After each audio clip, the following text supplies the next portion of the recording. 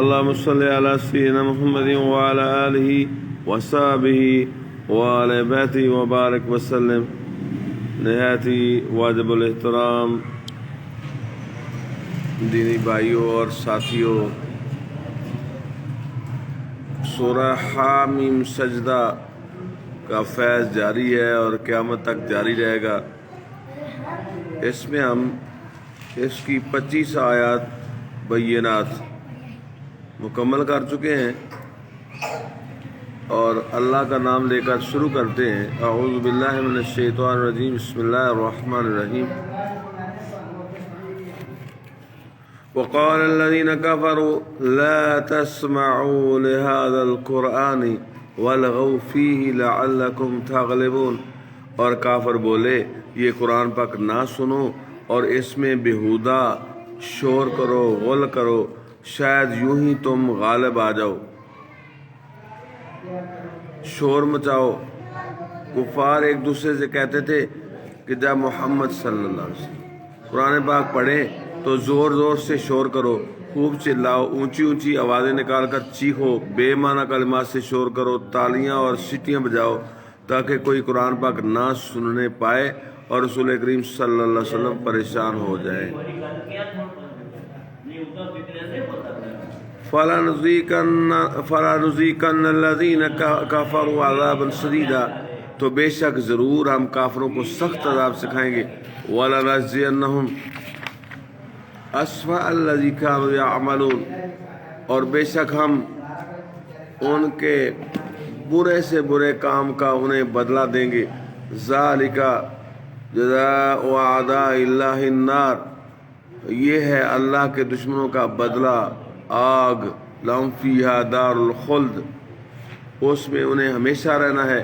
جزاء بما كانوا بآياتنا يجحدون، سزا اس کی کہ ہماری آیتوں کا انکار کرتے تھے۔ وقال الذين كفروا ربنا أرنا الذين أضلانا من الجن والإنس، اور کافر بولے اے ہمارے رب ہمیں دکھا دو دونوں جن و انس جنہوں نے ہمیں گمراہ کیا۔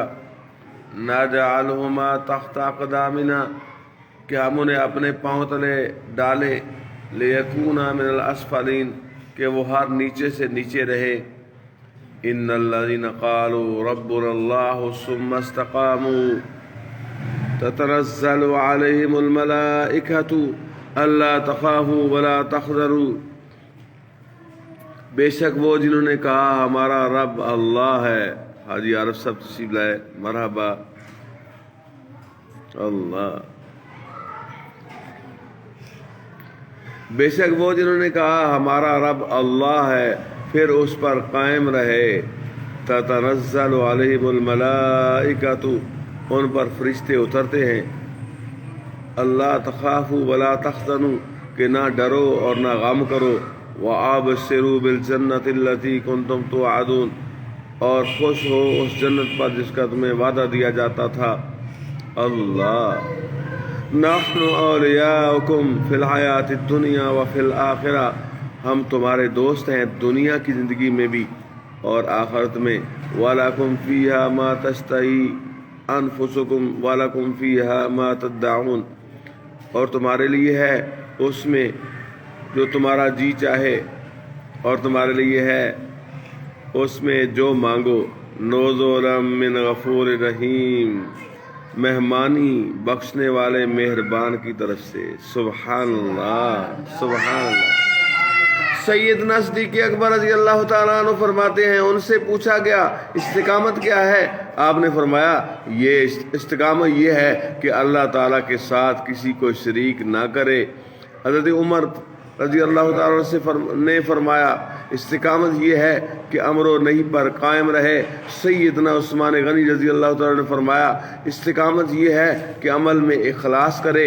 حضرت علی کرم اللہ وجہ الکریم نے فرمایا استقامت یہ ہے کہ فرائض ادا کرے، اور استقامت کے معنی میں یہ بھی کہا گیا کہ اللہ تعالیٰ کے امر کو بجا لائے اور معاصی سے بچے۔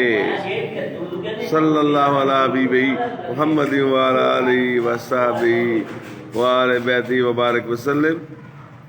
اللہ